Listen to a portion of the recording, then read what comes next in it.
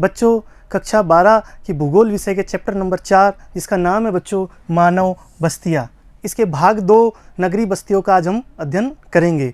बच्चों पिछली क्लास में हमने पढ़ा बस्ती क्या होती है, उसकी क्या परिभाषा होती है, बस्ती के कंपोनेंट कौन कौन से होते हैं, ग्रामीण बस्तियाँ क्या होती है, उनकी प्रकार कौन से होते हैं आदि। ठीक है बच्चों, आज हम पढ़ेंगे उसके बाद नगरीय बस्तियाँ। तैयार हो जाइए बच्चों। नगरीय बस्तियों के अंतर्गत बच्चों हमने पिछली क्लास में भी पढ़ा था कि नगरीय बस्तियाँ किसे कहते हैं। इसमें अंदर 2 चीज़ें इम्पोर्टेंट हैं नगरीय बस्तियों में। पहला है कि नगरीय बस्ती विरल नहीं होती, अर्थात सहत अर्थात संकीर्ण, एक तरीके से डिप्रेस्ड, एक पास पास जिसमें मकान होते हैं, ठीक है बच्चों, और बड़ी विशाल मात्रा में होती है। पहली चीज है सहत एवं विशाल, जबकि ग्रामीण बस्तियां कैसी होती है बच्चों, विरल होती है, छोटी और विरल होती है। दूसरा कंपोनेंट है इसमें सेकेंडरी और टर्सरी प्रकार के व्यवसाय होते हैं, अर्थात द्वितीयक और तृतीयक प्रकार के व्यवसाय नगरों में होते हैं। तो 2 प्रकार की चीज़ें नगरीय बस्तियों में इम्पोर्टेंट होती है। ठीक है बच्चों, ये हमने पहले भी पढ़ा था कि ग्रामीण बस्तियों के विपरीत नगरीय बस्तियां सामान्यतः संहत एवं विशाल होती है। ये बस्तियां अनेक प्रकार के अकृषि, अर्थात जहाँ पर कृषि नहीं होती, कृषि के अलावा अकृषि, आर्थिक और प्रशासकीय प्रकारों में संलग्न होती है। ठीक है बच्चों, ये हमने पिछली क्लास में भी पढ़ा था। ये एक नई शब्दावली है हमारे सामने बच्चों। 2011 की जनगणना के अनुसार नगर किसे कहते हैं। अब हम सब जानते हैं बच्चों कि हर दशक के पश्चात जनगणना होती है भारत में, और जो कौन करवाता है, भारत सरकार का गृह मंत्रालय करवाता है। तो 2011 की जो जनगणना हुई थी उसके अंतर्गत नगर की परिभाषा क्या थी, अर्थात नगर किस जगह को या किस क्षेत्र को नगर कहेंगे। तो उसमें 3 प्रकार की शर्तें थी बच्चों। पहली शर्त थी कि 5000 से ज़्यादा की वहाँ की जनसंख्या होनी चाहिए, उस क्षेत्र की जनसंख्या 5000 से ज़्यादा होनी चाहिए। दूसरी शर्त थी बच्चों कि उस क्षेत्र का जनसंख्या घनत्व 400 व्यक्ति प्रति वर्ग किलोमीटर से ज़्यादा का होना चाहिए। 400 व्यक्ति प्रति वर्ग किलोमीटर से अधिक वहाँ का घनत्व होना चाहिए। और तीसरी शर्त थी बच्चों कि वहाँ 75% से ज़्यादा पुरुष जनसंख्या जो कार्यशील हो, 75% से ज़्यादा कार्यशील पुरुष जनसंख्या गैर प्राथमिक क्षेत्र में कार्यरत हो। तो यदि तीनों शर्तें यदि हो किसी क्षेत्र की तो वो नगर कहलाएगा। ठीक है बच्चों, पहली शर्त है 5000 से अधिक जनसंख्या, दूसरी है 400 से अधिक का जनसंख्या घनत्व, और तीसरी शर्त को देख लेना है बच्चों कि 75% से अधिक कार्यशील पुरुष जनसंख्या। यहाँ पर इंपॉर्टेंट क्या है बच्चों, कार्यशील पुरुष जनसंख्या। ठीक है, गैर प्राथमिक क्षेत्र में कार्यरत हो। गैर प्राथमिक का मतलब द्वितीय तृतीय क्षेत्र में कार्यरत हो, तो उस क्षेत्र को क्या कहेंगे, नगर कहेंगे। ठीक है बच्चों, इसके अलावा भी यदि सरकार ने किसी क्षेत्र को अधिसूचित कर दिया है या सरकार ने ये ठान लिया है कि ये क्षेत्र को नगर के रूप में अधिसूचित किया जाएगा, या फिर कोई छावनी क्षेत्र है उसको भी नगर की परिभाषा में शामिल किया गया है। इस प्रकार से 2011 की जनगणना के अनुसार हमने देखा बच्चों कि नगर किसे कहते हैं। ठीक है बच्चों, इसके बाद देखते हैं हम कि भारत में नगरों का विकास किस प्रकार से हुआ है। हम सब जानते हैं कि भारत के अंतर्गत सिंधु घाटी सभ्यता, इसके अंतर्गत मोहनजोदड़ो, हड़प्पा जैसे पुरातन काल से, प्रागैतिहासिक काल से ही नगर विकास में थे। तो इतना पुराना हमारा जो सभ्यता है, हमारी जो पुरानी इतनी सभ्यता है, वहाँ पर नगरों का विकास काफ़ी पुराना है। तो हम ये सब जानते हैं कि इतने पुरातन सभ्यता के अंतर्गत नगरों का विकास हो चुका था। इस तरीके से हम नगरों को 3 भागों में हमने बांटा, विभिन्न युगों के विकास के आधार पर। किस किस क्षेत्र में कौन कौन सा वहाँ पर विकास हुआ। तो प्राचीन नगर, मध्यकालीन नगर और आधुनिक नगर। ठीक है बच्चों, तो 3 प्रकार से हमने नगरों को बांटा, प्राचीन नगर, मध्यकालीन नगर और आधुनिक नगर। तो इनमें तीनों का जो विकास की प्रावस्थाएं हैं या विकास के जो कारण हैं वो अलग अलग प्रकार से रही हैं, और कौन कौन से नगर इसमें शामिल किए जाते हैं आइए बच्चों देखते हैं। पहला है प्राचीन नगर।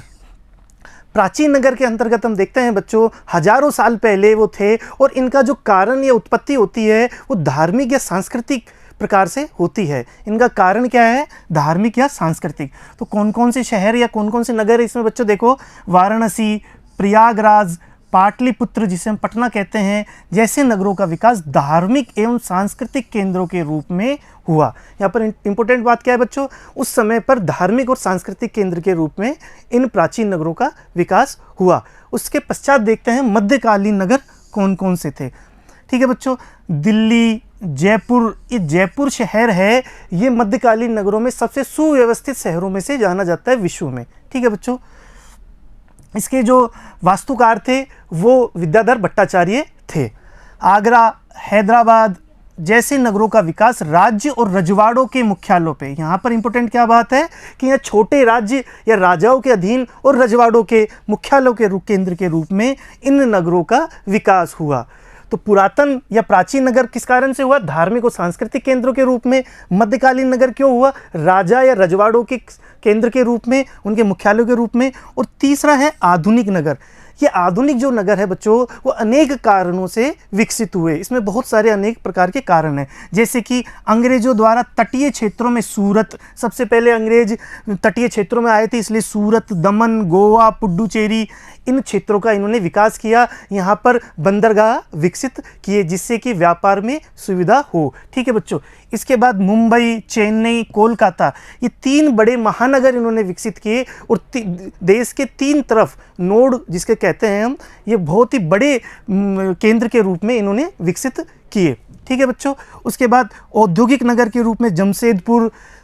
स्वतंत्रता के पश्चात यदि मैं बात करूं बच्चों, तो प्रशासनिक केंद्र के रूप में चंडीगढ़, भुवनेश्वर, गांधीनगर, दिसपुर, और औद्योगिक केंद्र के रूप में दुर्गापुर, भिलाई, सिंदरी और बरौनी आदि क्षेत्र विकसित हुए। इस प्रकार से नगरों का जो ये प्राचीन, मध्यकालीन और आधुनिक नगर का हमने विभेदन किया, ये इस प्रकार से अलग अलग कारणों से हुआ। प्राचीन नगर धार्मिक सांस्कृतिक केंद्र के रूप में, मध्यकालीन नगर राज्य रजवाड़ों के मुख्यालयों के केंद्र के रूप में, और आधुनिक नगर अनेक कारणों के रूप में यहाँ पर विकसित हुए। ठीक है बच्चों, इसके बाद देखते हैं बच्चों कि जनसंख्या के आकार के आधार पर भारत के नगरों का हमने किस प्रकार से वर्गीकरण किया, कि आखिर में कौन सा नगर किस कोटि का है, अर्थात कितनी जनसंख्या वहाँ पर निवास करती है और कितनी जनसंख्या वहाँ पर रहती है, प्रवासित होती है। ठीक है बच्चों, तो हमने देखा कि 2011 की जनगणना के अनुसार भारत के जो नगर हैं उनको 6 कोटि में या 6 वर्गों में हमने वहाँ पर बांटा। कौन कौन से? 1 लाख से अधिक जो नगरीय जनसंख्या वाले जो नगर है, 1 लाख से अधिक जो जिनकी जनसंख्या है, उन्हें हमने प्रथम वर्ग में कहा। प्रथम वर्ग के नगर उनको हमने कहा। यहीं पर ही मैं बच्चों बता देना चाहता हूँ कि 10 लाख से 50 लाख जिन नगरों की जनसंख्या है, उन नगरों को हमने महानगर नाम दिया। 10 लाख से अधिक अर्थात मिलियन सिटी। मिलियन सिटी का मतलब मैंने बताया था, मिलियन का अर्थ होता है बच्चों 10 लाख, 1 मिलियन का मतलब होता है 10 लाख, और 1 बिलियन का अर्थ होता है 100 करोड़। ठीक है, 1 मिलियन और 1 बिलियन। बिलियन का, मिलियन का अर्थ होता है 10 लाख और बिलियन का अर्थ होता है बच्चों 100 करोड़। तो यहाँ हमने देखा कि ऐसे शहर जो मिलियन शहर कहलाए, अर्थात 10 लाख से अधिक जिनकी जनसंख्या है, उनको हमने महानगर का नाम दिया। और जो शहर 50 लाख से अधिक जनसंख्या रखते हैं, उन शहरों को हमने मेगा नगर का नाम दिया 2011 की जनगणना के अनुसार। तो ऐसे कितने शहर है, ऐसे कौन कौन से शहर है, आइए बच्चों हम देखते हैं। इस टेबल के अनुसार 2011 की जनगणना है, उसके अनुसार, इस टेबल के अनुसार हम देख सकते हैं बच्चों कि वर्ग 1 में हमने 1 लाख से अधिक जनसंख्या वाले शहरों को रखा है, और उन शहरों की संख्या है 468। 468 शहर ऐसे थे 2011 की जनगणना के अनुसार बच्चों, जो 1 लाख से अधिक जनसंख्या रखते थे, और उनकी टोटल जो जनसंख्या है वो है 2,27,899 के अंतर्गत। ठीक है बच्चों, और नगरीय जनसंख्या में इनका प्रतिशत है 60.45, अर्थात सर्वाधिक जनसंख्या किन नगरों में रहती है? प्रथम वर्ग के नगरों में रहती है। ठीक है बच्चों, सेकंड जो वर्ग है वो है 50,000 से 1 लाख से नीचे। ठीक है बच्चों, या 99,999 भी कह सकते हैं। इनकी संख्या है 474 टोटल जो इनकी जनसंख्या है 41,328,000। ठीक है बच्चों, और यहाँ पर इनका जो जनसंख्या प्रतिशत है, नगरीय जनसंख्या प्रतिशत, वो 10.96% नगरीय जनसंख्या का वो सेकंड वर्ग में या द्वितीय वर्ग में रहता है। तीसरा है हमारा 20,000 से 50,000 से नीचे, अर्थात 49,999 तक। इनकी संख्या है 1373। इनकी जनसंख्या 58,174 में और 15.43% टोटल नगरीय जनसंख्या का वर्ग 3 में रहता है। इसी प्रकार से वर्ग 4 में 10,000 से लेकर के 19,999, 1683 इनकी संख्या है, 31,866,000 इनकी जनसंख्या है टोटल, और 8.45% ये नगरीय जनसंख्या का 8.45% क्या रखते हैं, फोर्थ वर्ग। ठीक है, चौथा वर्ग रखते हैं। पांचवा वर्ग है 5,000 से 10,000 से नीचे, 1,749 इनकी संख्या है, ऐसे नगरों की संख्या जो कि भारत में है 5,000 से 10,000। 15,883 के अंतर्गत इनकी टोटल जनसंख्या है, 4.21% इनकी नगरीय जनसंख्या के अंतर्गत इनका हिस्सा है। एक और नई बात बच्चों आपको सीखने को मिलेगी कि ऐसे नगर भी है जो 5,000 से कम हैं और इनकी संख्या मात्र 424 है। 19,56,000 में इनकी टोटल जनसंख्या है और 0.51% जनसंख्या इस नगरों में इस वर्ग में आती है। अब आप ऐसे सोच रहे होंगे कि हमने परिभाषा के अंतर्गत तो पढ़ा था कि 5,000 से ज़्यादा जनसंख्या होनी चाहिए, लेकिन यहाँ पर ऐसे कौन से नगर है जिनकी जनसंख्या 5,000 से कम है और ऐसा क्यों? तो मैंने आपको उसी समय बच्चों एक बात और बताई थी कि यदि सरकार अधिसूचित क्षेत्रों को घोषित कर दे या फिर छावनी क्षेत्र को घोषित कर दे कि वो नगर के अंतर्गत आएंगे तो वो भी नगर कहलाएंगे। इस प्रकार से ये 424 नगर इस प्रकार से हैं जिनकी जनसंख्या 5,000 से कम है। ठीक है बच्चों, तो इस टेबल के अनुसार 2011 की जनगणना के अनुसार हमने ये देखा कि किस प्रकार के वर्गों के अंतर्गत किस प्रकार की जनसंख्या को रखा गया है, उनका आकार किस प्रकार का है और उनकी संख्या कितनी है। ठीक है, तो हमने दो चीज़ देख लेनी है बच्चों कि एक तो सर्वाधिक जनसंख्या प्रथम वर्ग में रहती है 60.45%। दूसरा हमें देखना है बच्चों कि 1749 अर्थात सर्वाधिक संख्या जो नगरों की है वो 5वें वर्ग के शहरों की है। ठीक है, ये दोनों चीज़ें हमें याद करनी है, समझना है। ठीक है बच्चों, इसके बाद देखते हैं कि इस पाई चार्ट के द्वारा कि किस प्रकार के वर्गों के शहरों में नगरों में कितनी जनसंख्या निवास करती है। प्रथम वर्ग में हमने देखा 60.45%, द्वितीय वर्ग में 10.96%, तृतीय वर्ग में 15.43%, चतुर्थ वर्ग में 8.45%, पंचम वर्ग में 4.21 और छठा वर्ग में 0.51% जनसंख्या नगरीय जनसंख्या की टोटल नगरीय जनसंख्या की इतने प्रतिशत जनसंख्या इन वर्गों के नगरों में रहती है। ठीक है बच्चों, इन मानचित्रों को अपनी पुस्तक में अपने एटलस में देखना है और अपना जो खाली मैप है उसमें बनाना भी है। ठीक है, अभ्यास करते हुए। इसके बाद देखते हैं कि 2011 की जनगणना के अनुसार 53 महानगर है। महानगर हमने देखा था बच्चों मिलियन सिटी। ठीक है, अर्थात 10 लाख से अधिक जिन नगरों की जनसंख्या है वो कितने हैं, 53 है। और 6 मेगा नगर है। मेगा नगर का हमने बताया था बच्चों जिन नगरों की जनसंख्या 50 लाख से अधिक है उन्हें हम मेगा नगर कहते हैं। तो सबसे बड़ा मेगा नगर कौन सा है बच्चों? 1,84,00,000 जनसंख्या के साथ वृहत मुंबई सबसे बड़ा नगरीय संकुल है।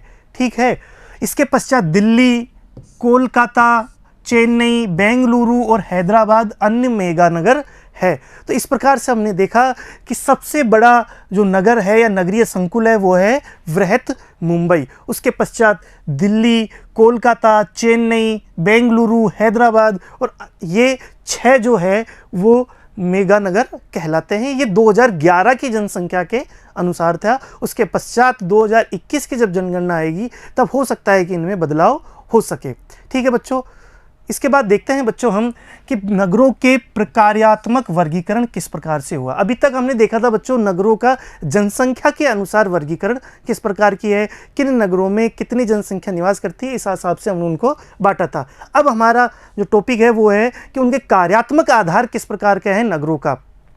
बच्चों देखो कि सभी नगर अपनी एक विशिष्टता रखते हैं कि किस नगर में अपनी अपनी एक विशिष्टता होती है कि वो उस विशिष्टता के कारण जाने जाते हैं, लेकिन ऐसा नहीं है कि वो उसी विशिष्टता उसके अंतर्गत होती है और दूसरे प्रकार की चीज़ें उसमें नहीं होती, ऐसा भी नहीं है। ठीक है, तो हमने देखा कि समस्त नगर अपने आकार, स्थिति, बसाव, कार्य आदि की दृष्टि से एक दूसरे से भिन्न होते हैं। कुछ नगरों का कुछ निश्चित कार्यों में विशिष्टता प्राप्त होती है, उन्हें कुछ विशिष्ट क्रियाकलापों, उत्पादन अथवा सेवाओं के लिए जाना जाता है। ठीक है, जैसे कि मैं कहूँ औद्योगिक नगर है या कहूँ शैक्षिक नगर है। यदि मैं कहूँ बच्चों की कोटा एक शैक्षिक नगर है, तो क्या इसका मतलब ये नहीं है कि कोटा में शिक्षा के अलावा कोई दूसरी चीज़ें होती ही नहीं है। दूसरी चीज़ें तो होती है, नगरों में जो दूसरी प्रकार की जो चीज़ें होने वाली होती है वो तो उसमें भी होती है, लेकिन उसकी इम्पोर्टेंस या उसकी मुख्यता किस बात में है, शैक्षिक नगर के रूप में है। उसी प्रकार से ये जितने भी नगर हम पढ़ेंगे उनमें जो विशिष्टता है वो उसकी विशिष्ट चीज़ है, उसके अलावा की जो दूसरी बातें होगी नगरों के अंदर जो होने वाली वो तो उनमें होगी ही। आइए बच्चों देखते हैं, जैसे कि प्रशासन नगर है।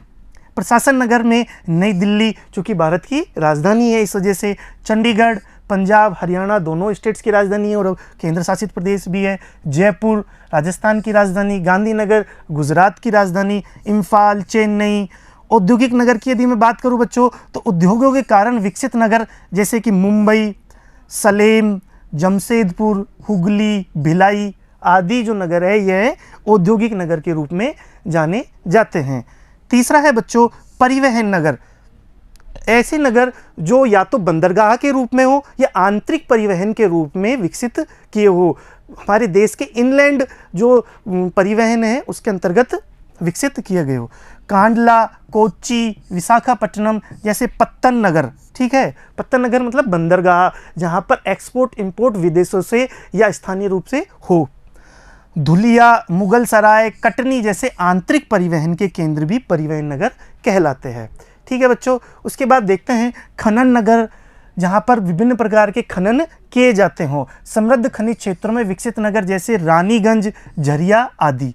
वाणिज्यिक नगर जिनमें व्यापार और वाणिज्यिक क्रियाएं ज़्यादा होती हो जैसे कोलकाता, सतना, सहारनपुर आदि। धार्मिक और सांस्कृतिक नगरों में बच्चों पुष्कर, वाराणसी, मथुरा आदि नगर शामिल किए जाते हैं जो कि अपनी धार्मिक और सांस्कृतिक पहचान समेटे हुए हैं। शैक्षिक नगर कौन से हैं? पिलानी, अलीगढ़, रुड़की, इलाहाबाद, कोटा आदि नगर शैक्षिक नगर के रूप से जाने जाते हैं। पर्यटन नगर ऐसे नगर जो पर्यटन के लिए फेमस है।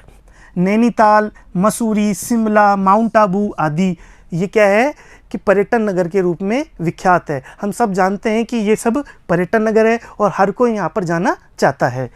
गैरीसन और छावनी नगर, देखो ये हमारे लिए नया है बच्चों, इसको देख लेना है कि गैरीसन और छावनी नगर क्या होता है। छावनी अथवा गैरीसन वो स्थान होते हैं जहाँ पर सेना रहती है और अपने कार्य करती है। ठीक है, जैसे कि भारतीय सेना किन किन क्षेत्रों में रहती है उन क्षेत्रों को छावनी नगर या गैरीसन नगर कहते हैं। जैसे कि अंबाला, जालंधर, महू, उधमपुर आदि इनका विकास सैनिक छावनियों के रूप में हुआ है। ठीक है बच्चों, तो ऐसे नगर जो सैनिक छावनियों के रूप में विकसित हुए हैं वो गैरीसन या छावनी नगर कहलाते हैं। ठीक है बच्चों, तो आज हमने पढ़ा बच्चों कि नगरीय बस्तियाँ क्या होती है, इनका प्रकार कौन कौन से होते हैं, कार्यात्मक प्रकार कौन कौन से होते हैं, जनसंख्या के हिसाब से इनको किस प्रकार से विभाजन किया जा सकता है। इस प्रकार से हमने आज बस्तियों का जो चैप्टर है बच्चों वो पूरा किया। अगली क्लास में हम इस चैप्टर के प्रश्न उत्तर करेंगे। धन्यवाद बच्चों।